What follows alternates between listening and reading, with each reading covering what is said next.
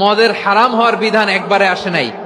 প্রথমে বলা হয়েছে মদে কিছু উপকারও আছে, ক্ষতিও আছে, তবে উপকারের চেয়ে ক্ষতি বেশি। সাহাবারা সাবধান হয়ে গেল। এরপর বিধান নাজিল হলো, তোমরা নামাজে যাওয়ার আগে মদ খেও না।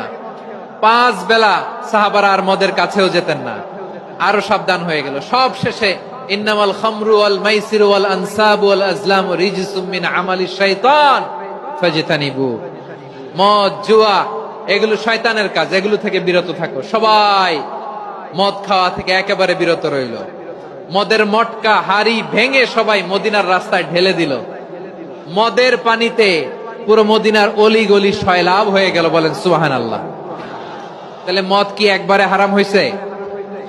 প্রিয় সিলেট, আওয়াজ করে বলেন, মদের বিধান, হারাম হওয়ার বিধান এটা কি একবারে হয়েছে? কেউ যদি ইসলাম মানতে চায়, একবারে তাকে